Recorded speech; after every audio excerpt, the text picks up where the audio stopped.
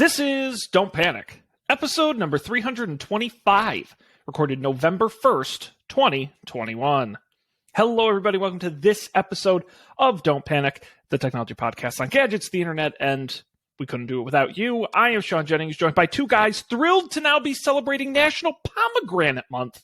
It's Colby Rabideau and Dan Miller. Good evening, gentlemen. A whole month just for pomegranates? According to Wikipedia, November is a lot of things, including National Pomegranate Month. When's National Watermelon Month? You want to take a guess? I'm going to guess July. Is there a month?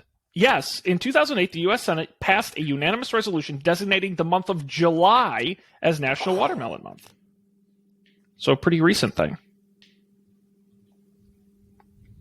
There you go. November. And did you know that, maybe Colby read this too, that people traversing deserts back in the day, they used to use watermelons to carry their water because it retains the water so well. None of it evaporates. So you just take a watermelon? Or did you put water into the watermelon? No, because it's 78% water or something like that. So you just take fully grown watermelons and use that to store your water. You just put a straw in it and you just suck it right out. I think they juiced it basically. But yeah. So that's watermelons, cool. Important. And they're extremely climate change resistant plants because their roots go so deep into the ground. They don't need a lot of water. Oh, that's cool. You seem to know a lot about watermelons, Dan. I'm a little suspicious. Lena's obsessed with watermelons, but I learned all of this in the last 24 hours. It is her Instagram handle, isn't it? Yes. That is good. Watermelons and tigers, and you can get one of them a lot more easily than the other, especially after Tiger King. One is more resistant to climate change. That's probably also true. Dark. Now I really want watermelons, which is unfortunate because it is not the season. Yeah. We were at Whole Foods and they had these tiny, tiny watermelons. That doesn't look good. Well, there is that website that'll pick you a pineapple in Hawaii and mail it to you. I wonder if there's one that will send you... Dole.com? Yeah, something like that. Okay, well... That's a Hawaii joke. Melon1.com. The perfect watermelon is always in season. As the largest watermelon grower, packer, and shipper, the U.S. Melon One provides the highest quality watermelon to retail customers. Damn it. Melon One? Apparently, and I'm not making this up, you can buy watermelon on Amazon. Whole watermelon, fresh fruit, produce, vegetables, Florida grown, $59. Fresh from Florida. Let's see if there are any reviews. Is it $59? Small and a six-pack or something? No, that's first, this watermelon was small like a toy basketball. Second, it wasn't fresh like they stated. Probably one of the worst tasting watermelons I've had. So they will mail you a watermelon. It just is not good, unsurprisingly. I get different results because I'm getting these Whole Foods results mixed in here with results like conventional watermelon chunks. Conventional. Well, you could just buy someone an edible arrangement. That's true. And they'll do some. I can't imagine they get good watermelons for those, though. Probably not. Oh, here we go. Yeah, no one's really interested at watermelon delivery. Maybe this is a void in the market. We could be the Uber of watermelon. This is an opportunity. Yeah.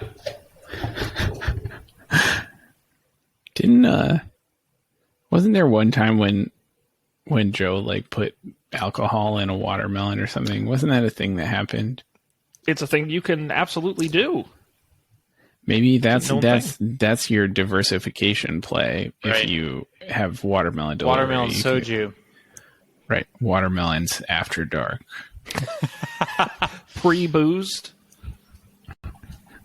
Juiced. Or maybe they just come with like a port that you can insert the alcohol into. Oh. Become prepped.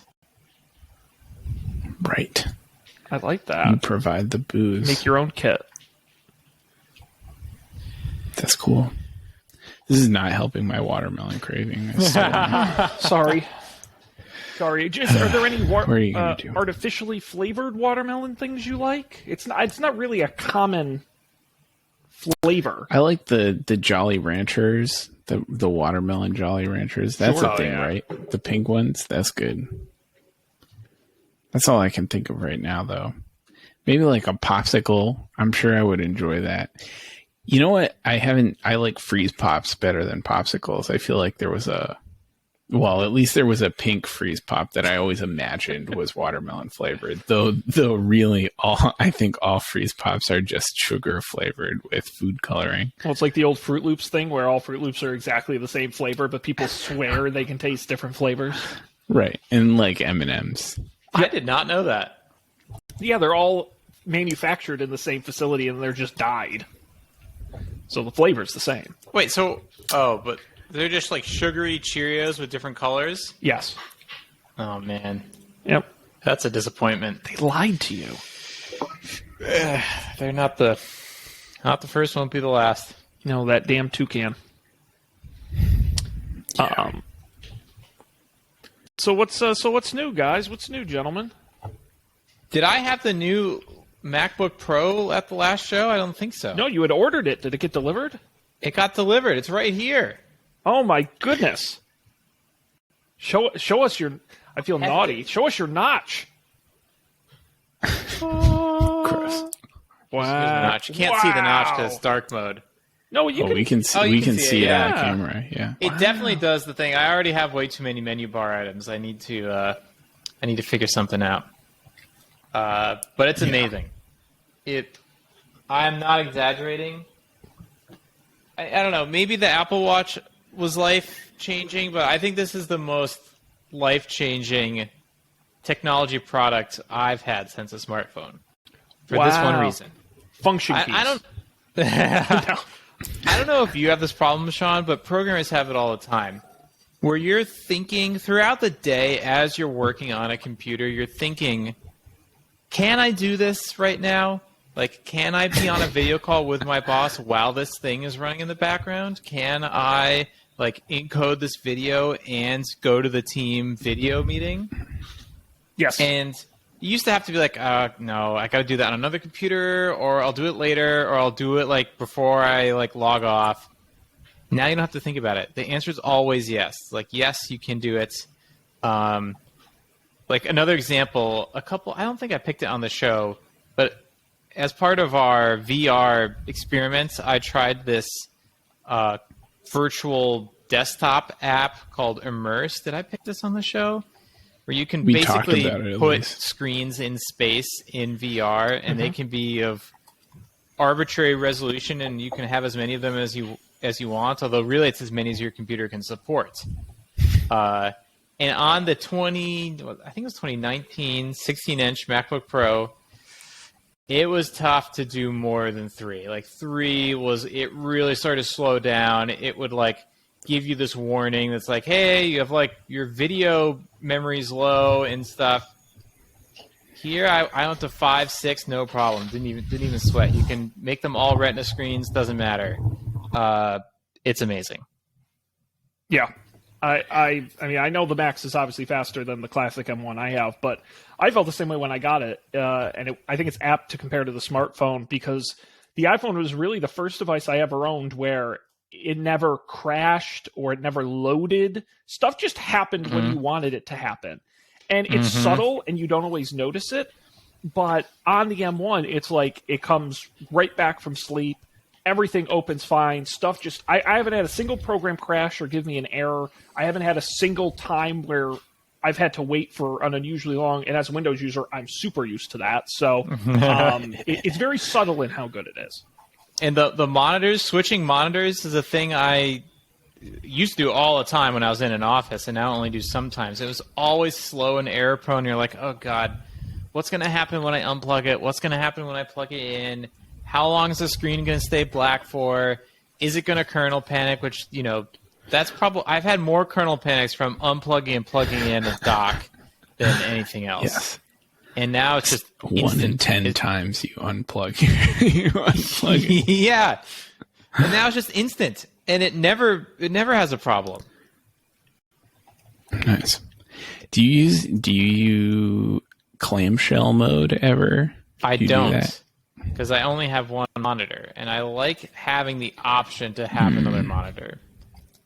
I only have one monitor, but I don't have a big enough desk to really like have my computer next to it. So Yeah, that's the other I thing. always Now I have clamshell. this crazy desk, so got plenty of space. woo. Well, if you raise it up high enough, maybe you can slip a couple extra monitors under there. And Honestly, so I'll probably pick Immersed next week, but I've only used it twice. I guess I'll do a double pick. I'll pick it now. I've only used it twice, but it's really good for staying focused, I found, because I don't know why, but you have the thing strapped to your face. It feels like I'm not going to look around and look at other stuff. I'm literally in like a completely blank void. I'm not going to get up and like, oh, let me go get a snack. It's like, no, I'm like strapped in, and it's going to take a while to get like back in. So I'm like here for a minute. So that's kind of nice. But then the other crazy thing is being able to have monitors wherever you want to. So having one down at your keyboard is like my new favorite monitor position. Like putting documentation down here, so I can like look down here and then look up instead of like looking left or right or looking up. It's much more comfortable for me to look down than it is to look up or to the right or left. So Immersed is pretty cool. I'll pick it next week for real. Yeah. I think that's a thing, a science thing. When I worked at Facebook and we had an in-office physical therapist that I talked to once because my wrists were hurting. Like one of their, it was a non-wrist thing, but I think a part of the standard package was like a thing, like it's hard for you to turn your head left and right and up, and it's easy to go this way.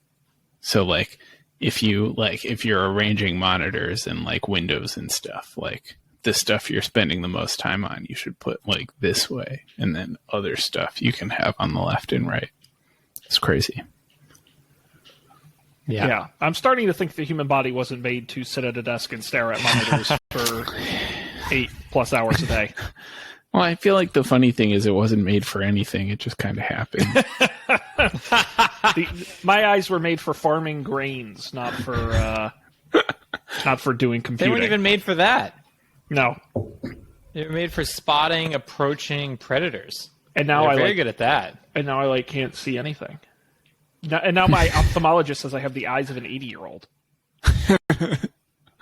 You've done it, Sean. I so advanced. I literally broke my eyeballs.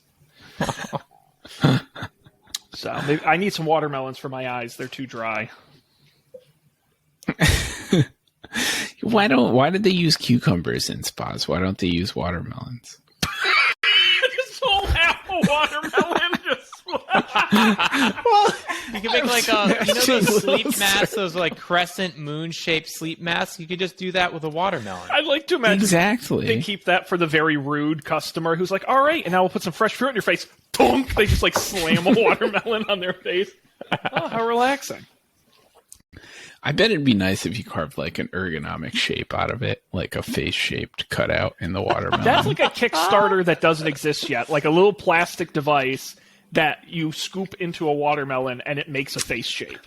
Right. And so what happens though is we send you a mold that like you put your face in. Yes. You know, like those special like shoes or whatever, you squish your face into it and then you send it back, and then we create a perfectly like face customized. And you can scoop your face into any kind of fruit or vegetable.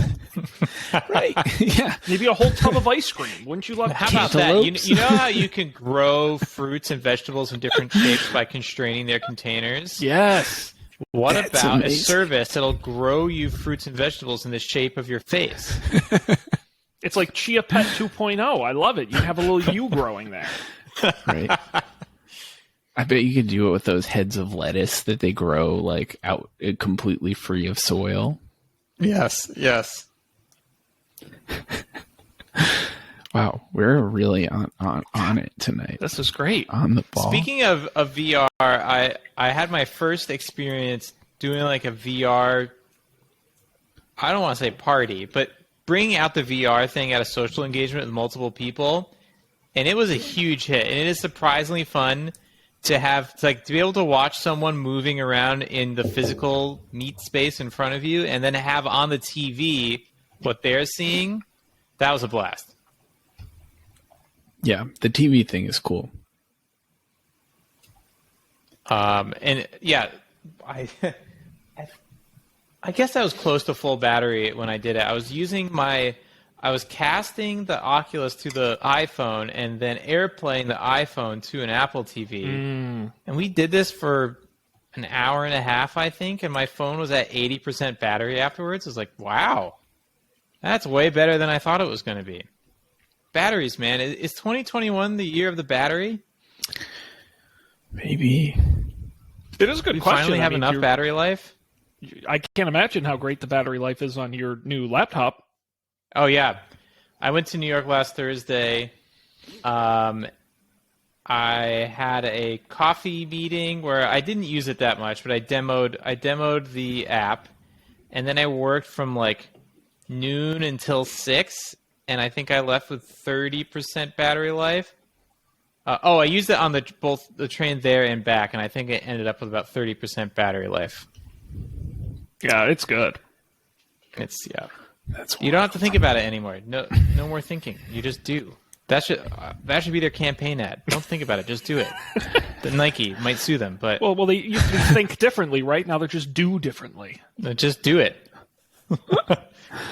I remember I feel like I didn't think too much about like doing stuff for the things I've been working on for some time.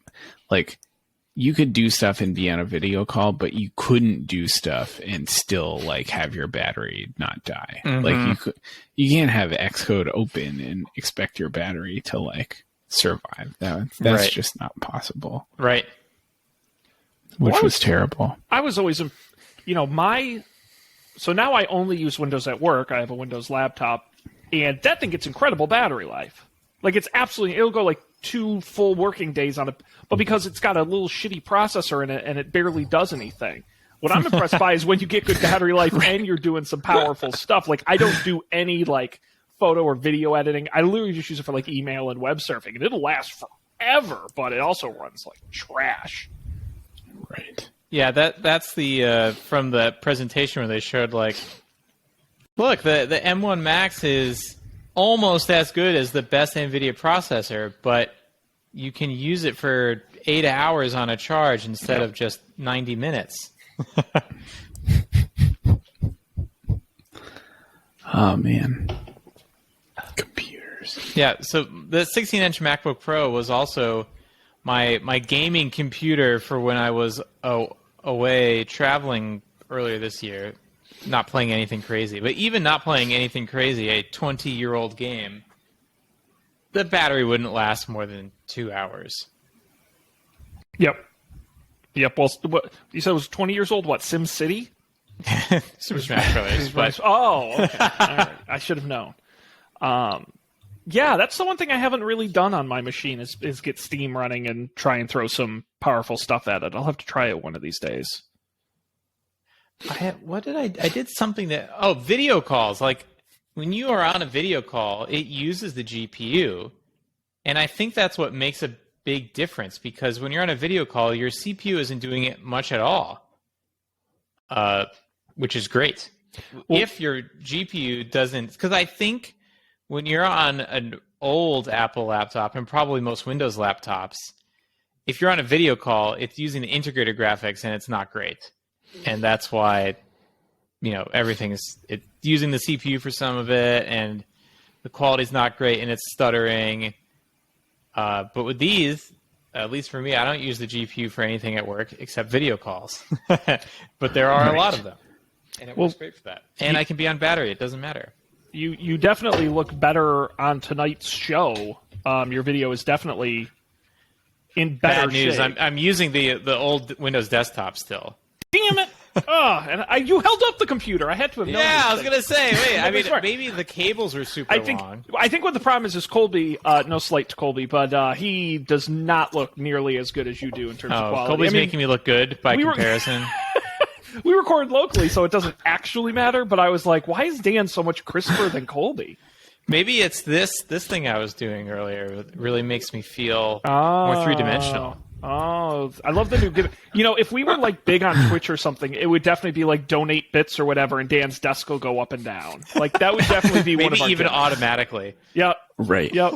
That's a good idea. Like your desk height is wired to the number of like and subscribes you've gotten in the last like 3 Or minutes or how something. long, or how many minutes until Firefox is done compiling? Your desk just slowly sinks down.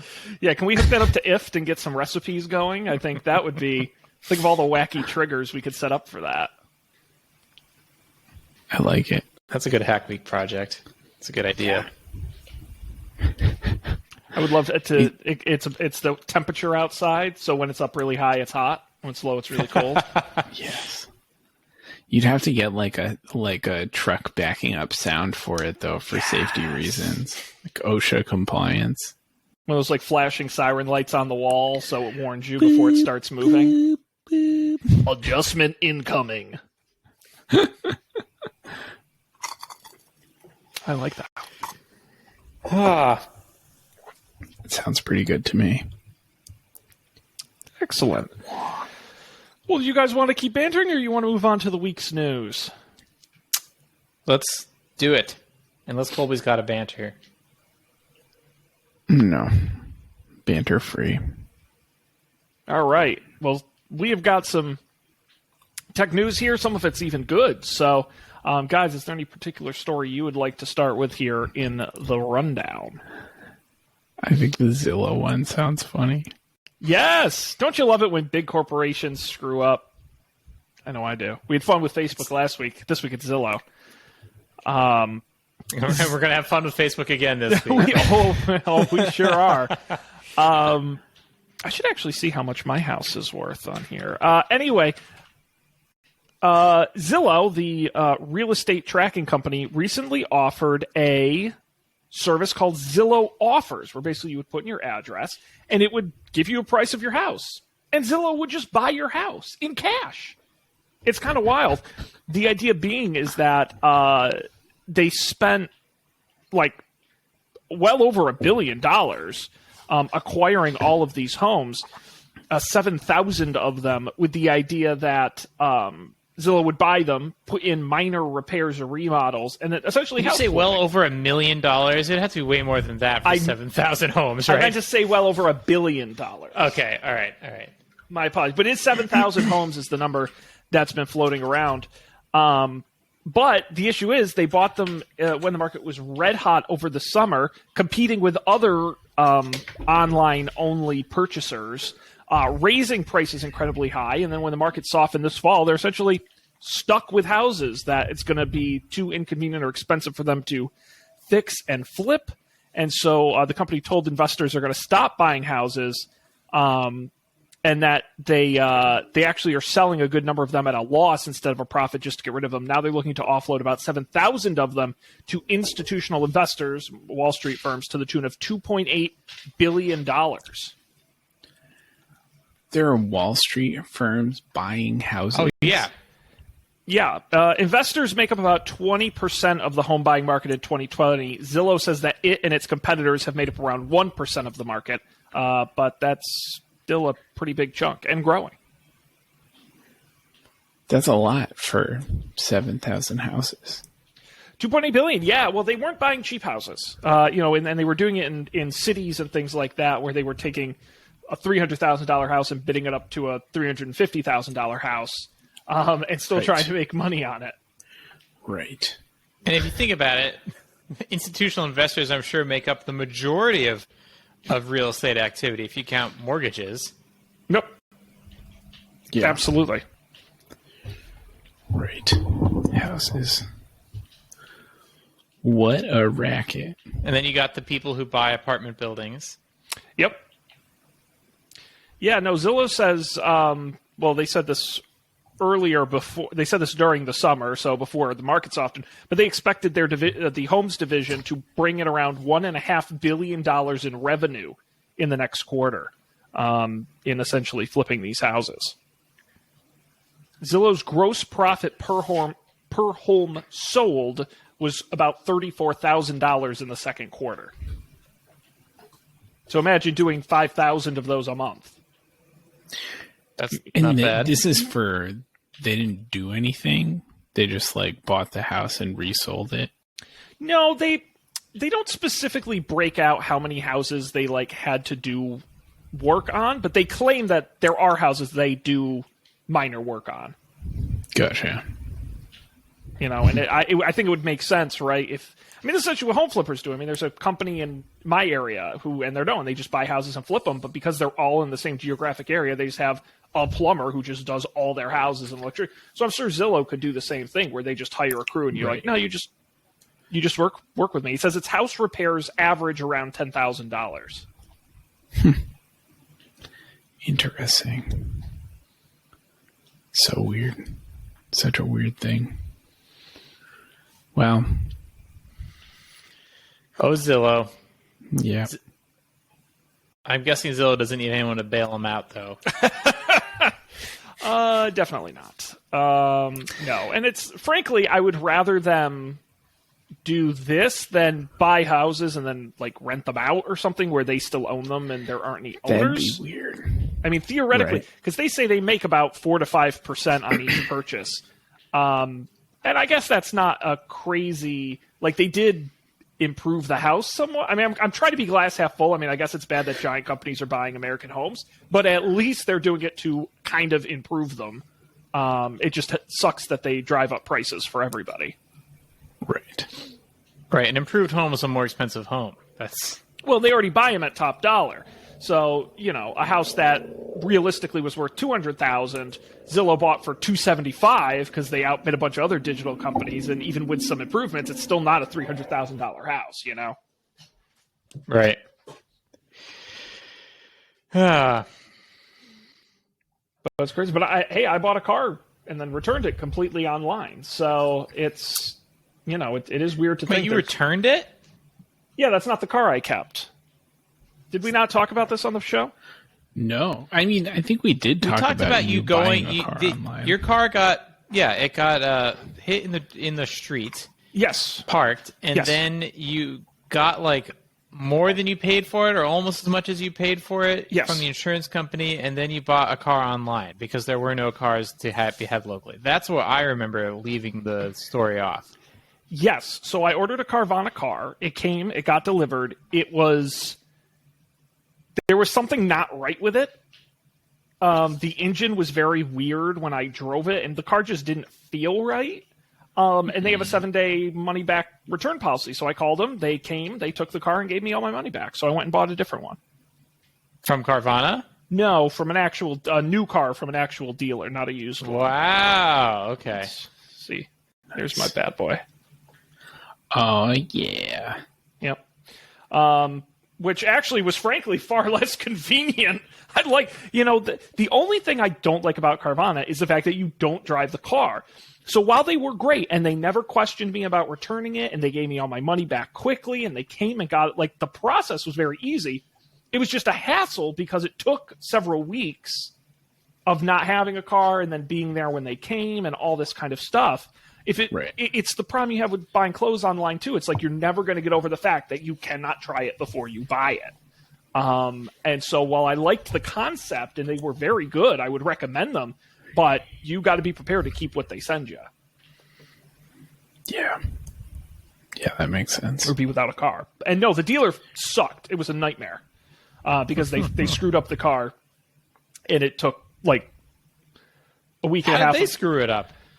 Oh my god. Well, the short version is, so when you go to buy, you guys aren't car buyers, I know, but when you go to buy a car, they basically try to upsell you on a bunch of like warranties and special things for the car.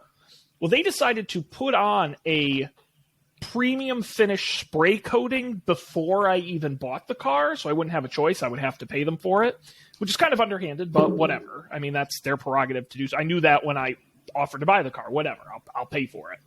And it comes with an extra warranty and whatever. Well, when they applied the spray coating, it's a paint protectant.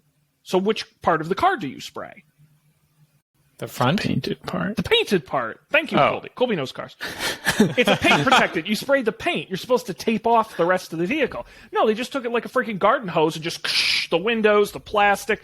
So everything had this like film finish stuff on it that they took the car and detailed it and then said, here's your new car. And I said, no, all this looks like shit.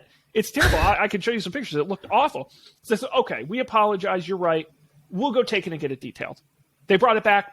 I swear to God, they didn't even touch it. It looked exactly the same. And so basically, you know me, I hate confrontation. I'm not like an in-your-face guy. I literally went to the guy and I'm like, listen, I'm going to be honest with you.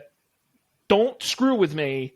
I'm a smart man. Don't think I'm stupid. You fucked up this car bad, okay? And I just bought it. It's brand new. You've driven it more than I have. I mean, we went on and on forever, and he was like, oh, no, it's actually fine. It's this. Look, it comes right off. It's not a big deal. And I'm like, look, go and get this car spotless and call me when you're done. And I want a loaner while you're doing it. And, okay, oh, no. Finally, after several attempts, they got the car clean, and I finally have it. But it just was a giant, it was a huge hassle. Very stressful. So... whatever. Amazing. All's good now. This is why my life is so low stress. Because things always work out perfectly. This is why you have the eyes of an 80-year-old. You know, it's funny. I'm good at spending money, not all the things that come after it is the problem. I'm good at writing the check. That's about it. Oh, well, our society's optimized for the check writing. They were It's thrilled not to take my optimized for money. the other stuff. Oh, my God. They were so nice when they were taking my money. After that was a little harder. Yes. He offered me 2 free oil changes for my hassle. I said, Ooh. I literally said, wherefore I said, screw you. I am never coming back here if I ever have to ever again. You did? I did. I said, I keep them. It ain't worth it to me. As soon as I'm done, and he goes, oh, that's your right, man. That's your right. He says, as soon as I don't have to talk to you people anymore, I am never coming back here. I was furious. That's terrible. Yeah. I had my windows redone at some point, which I assume we talked about on the show. And after they did them, I looked on the outside, and there were spots where you could see the insulation. You could see the inside of the wall on the outside of the house.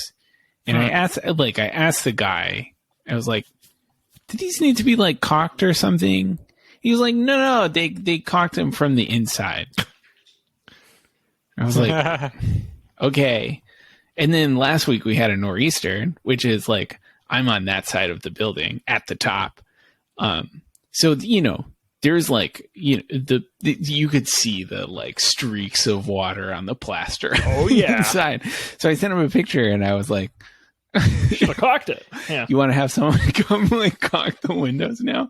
So someone came up the next morning and caulked the windows. But the guy that came up, he was like, I don't know, this might not be it. It could be the brick. I was like, they just changed the fucking windows. It never leaked from. Oh, they never admit you're wrong. I mean, that's right. Step number one. I mean, the number one thing I learned in dealing with home contractors and car dealerships and all this stuff is if it seems wrong to you, the customer, it probably is wrong. They can hide stuff. Yeah. So if it's so shitty that it's obvious to you, then it is absolutely literally when I look at my house and the shutters were off center and the nails were half nailed in, and I'm like, even I, a total moron, know this is wrong.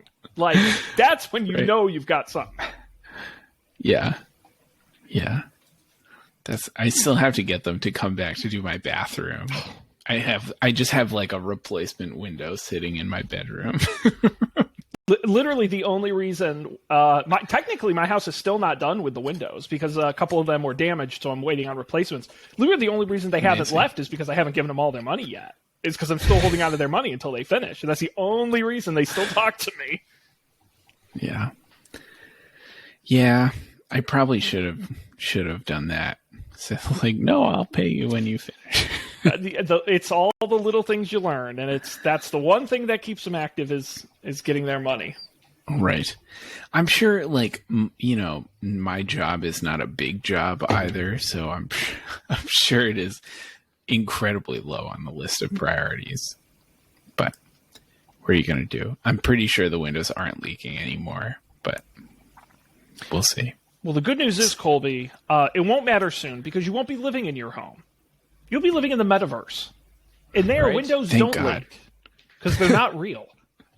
They can if you want them to. Well, yes, if you don't pay Facebook the $1.99 a month no leak fee, then they will. But that is an optional service you can subscribe to. Guys, Facebook is dead. Long live Meta. Mark Zuckerberg, quote, "We are a company that builds technology to connect. Together we can finally put people at the center of our technology, and together we can unlock a massively bigger creator community to reflect who we are and what we hope to build." Did you watch the video? I explicitly did not. No? It's pretty weird. I did not watch it on purpose, but I didn't watch it. Mark Zuckerberg does not look great in the picture in the Verge article. You know what He the looks problem very is? ghostly. I realized the other day he doesn't have eyebrows. That's what's so upsetting about Oh, it. yeah. Where are his eyebrows? I never noticed before. It is the eyebrows, but then the eyebrows plus the like completely straight hair thing. Yeah. Right. It makes it seem like he's just a digital avatar. He couldn't. What? They couldn't afford to render the eyebrows or a good haircut. Right. Right. Just a low polygon count. No, the only thing I saw of the event was someone did a supercut every time someone said the word experiences, and it was very funny because they said it a lot. Any takeaways from the video, Dan? Oh no, just that it was weird and very much like none of it was real.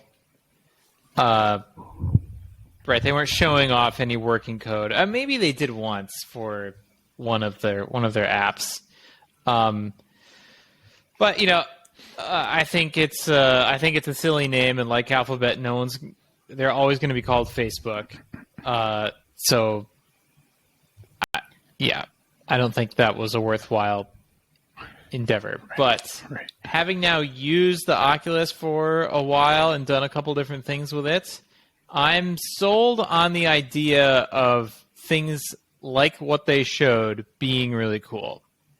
I'm not sold on Facebook being the ones that do it, because in the video they talk a lot about how basically this is going to be a decentralized system where you'll be able to, like, one thing I think they're really right about is if you want to have a persistent virtual world, then you need a way to take your stuff from one place to another. Your avatar and you want to have like a cool sword or spaceship or something, you need to be able to use that in all the places, which means there needs to be, assuming Facebook isn't the only online digital space, there needs to be some kind of protocol to transmit these things. But like, Facebook is not the kind of company that has shown themselves to ever do something like that. Yeah. So, I don't think it's as bad as, say, if Apple were saying this, they would be like, yeah, no way. Like, they've said they're going to open source stuff before, and they still haven't. So at least Facebook, they've never even said they're going to do this before, so maybe it'll be great, but that's my biggest hesitation. But I think that the concepts they showed off are cool. Nothing was, like, super infeasible or stupid, I would say. But I'm coming off this high of using the Oculus. I think the Oculus is really good. Well, now the Meta Quest. Oculus is dead. The Meta Quest. Really? Can we just call it the Quest? No, of course not. That would be crazy. The Meta Quest? Did they really rename it to that? Yes, you'll no longer hear things called Oculus. It's all Meta. That's weird, man. It's one of the. You know what this reminds me? You guys saw /read Ready Player One at some point. Yep. Yeah. It reminds me of the Evil Company from that book/movie where they're like, oh, this cool, look, we're all in virtual reality. And then they're like, and we're going to put ads in it and we're going to make money on it. Like, to me, that's what this is. It reminds me very much of that. I think the upside downside of Facebook is they're very good at pivoting. And that's really one of the reasons they've sort of stayed on top is unlike a Snapchat or something like that, they don't hang on a particular feature. They just kind of keep rolling with whatever's new and then ditch stuff when it's not working anymore. Like when video was the big pivot for a little while, and then it was Messenger, and then it was whatever. I think on Stories. Yeah, exactly. And I think the metaverse VR stuff is good for them to be involved in now, and I think they will push the industry forward. I also won't be surprised if in 4 or 5 years they say the future isn't the metaverse anymore; it's this other thing. And it's the flavor of the month. It's hot right now. Investors like it. Their competitors are doing it too. God bless them. That's my thought. Do I think they're permanently going to pivot the company? No, I don't. The interesting thing to me was that they announced, along with the name change, that they're actually changing how their financial results are reported, where they're reporting on, they now have 2 operating segments.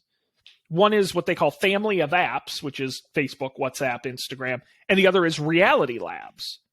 And so they're saying Reality Labs is equally as important, essentially, as all the stuff that makes them money. And their revenue is going to be broken out? Yes. Wow, that's a bold move from a company. And they said they're going to invest like $10 billion in it over the next year or two. So I will say they are putting their money and resources where their mouths are. Like, I don't think this is like a press release. I really think they're going to try and do it. I just think it's going to be a thing until they decide it's not a thing and they move on to something else. And I don't mind the Meta name. The Meta M is bad. I think Meta would be a better if Facebook were... If Facebook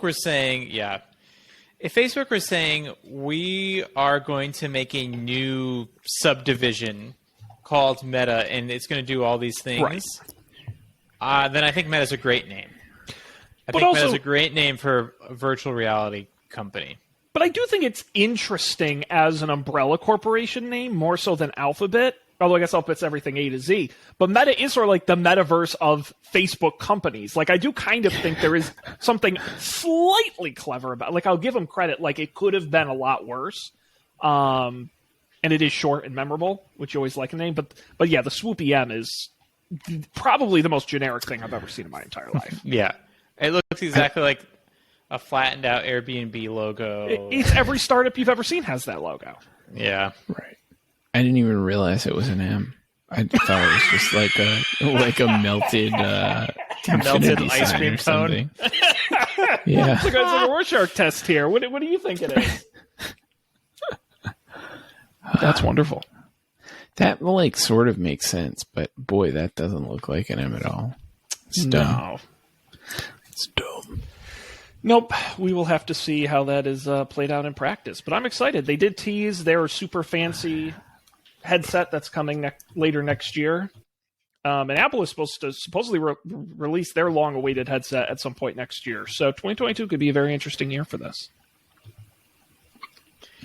Yeah, I'm excited. Like I've been saying for years, I think I'm more convinced of the social aspect now. And I think one thing Facebook did a good job of is it won't be like, let's assemble in this virtual space and do nothing. Let's assemble and just look at our weird disembodied avatars. It would be like the avatars are here to give you some sense of the fact that this person in this space is this person, but you're playing paintball or you're having some virtual poker night thing. And I think imagine that Workspace Horizon, whatever the hell, they're keeping that name too. That was confusing, but that app for poker, it would be way better than just playing online poker with your friends. It would be more fun. So I'm sold on that, and I'm sold on the work thing. So I'm excited to see where this goes. Well, that's why I get excited, because then you say, oh boy, you put an M1 Max chip in one of those things. I was just thinking Holy that, Sean. Goddamn smokes. I was just thinking that. Especially, yeah, it works. The M1 Max is a great VR chip. Yep. I've done it. It's great. High output, low power. Mm-hmm. Well, we will stay abreast of any developments there. But how about we move on to picks? How does that sound? Picks. Let's do it. And we got some this week. We've skipped a couple weeks, so I'm excited to share what we have here. I'm going to make Colby go first because I'm excited about his pick. My pick is a television program. It's called What We Do in the Shadows. It's sort of like The Office or something. It's that style of like sitcom where there is like a documentary crew, but the characters are vampires and they're like stupid and like ridiculous. It's very funny. It's very dumb, but like I think it's hysterical. It is very funny. Yeah. It came to me at a great time in that I hadn't watched a new comedy in a long time.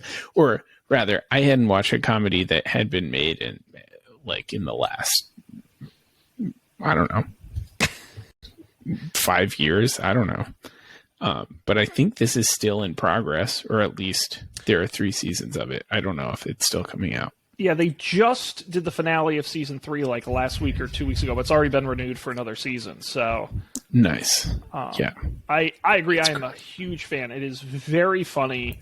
And what I love about it is they don't hold back. Like, they will, like, mess up their character. Like, nothing is sacred. Like, they'll take some crazy zigs and zags, and you're like, how are they going to undo this? Or how are they going to bounce back? And they always do. And it's just so well written. Or it doesn't, right? And it's just a permanent thing. Right. There are lots of permanent, like, changes from episode to episode. Oh, yeah. No, it follows through. Yep. And it's a hoot. Yeah, What We Do in the Shadows is great. FX and Hulu. Check it out. Yes. It's the only reason I have a Hulu subscription right now. Getting your money's worth. Same. The only reason. Well, you can cancel it for a little while until the show comes back for another season. Right. All right. I'm going to go next, and we'll let Dan take us home, mix up the order a little bit. Maestrel is my app. Maestral. Someone on Twitter recommended it. Don't remember who. It is an open source Dropbox client for Mac OS and Linux. The interesting thing is that Dropbox doesn't technically fully support M1 Macs at the moment, I believe is the case. Like, I have Dropbox for it, but it's not like a fully supported version. And Dropbox's apps in general are not great. They're usually pretty chunky and heavy. And so I recommended this, and they said, it's a lightweight little sync tool. And I said, all right, I'll give it a shot. Designed for Apple Silicon. And I bought it, and it syncs the files. It's really easy, and it's free. And anytime I don't have to give it to the man at Dropbox, even though I have a terabyte and a half of files up with them, I love it. Maestral.app. Is where you can get the information to download it. Well, that's crazy because when Dropbox came out, it was known for having a great Mac app. That was the fact that they managed to get those icons to show up in the Finder. I haven't used Dropbox since like 2010, so. Yeah, there was a big controversy around Dropbox this week. I think that's why someone shared this, where it's technically a beta that uses Rosetta. And so you're not getting your Macs. It's not native to the Apple Silicon. Right. And what happened is Dropbox put out a thing on its like blog or whatever where they're like, I guess they do this with some new features where if something gets enough votes, they'll like move it. And everyone's like, how can you make M1 compatibility like you should just do that? Like, it's a major. Everyone's kind of pissed that they dare do that. And they ended up changing their minds and saying they'll release native support in the first half of 2022. But that's where this recommendation came in. Nice. Maestral.app. Check it out. Dan, take us home. I'm very curious what you got here. Yeah, so Colby probably knows what this is. And I was introduced to this a couple of years ago at work, it's a thing called GoLinks, and the idea is you install this extension, and then you can make it so that when you go to show notes, it goes to this docs.google.com/spreadsheets, blah, blah, blah, blah, blah. It's basically a way to type short keywords into a URL and get specific URLs out of it. Doesn't sound that interesting, but you can share these GoLinks with other people. So if Colby and I are on a GoLinks team, then we can share the same vocabulary of GoLinks. And I can tell Colby's like, oh, Dan, where's the show notes? Like, go/show notes. Where's the planning document? Go/plan. And you can change that and point it somewhere else. Maybe it updates. You ever have crazy login URLs for some services your team uses where it's don'tpanic.google.com/samlv2/ID equals blah, blah, blah. It's just go/Google or whatever. So golinks.io, it's free for almost everybody. Check it out. That's a really cool idea. It's super useful. I could imagine in an enterprise where you want everybody going the same place.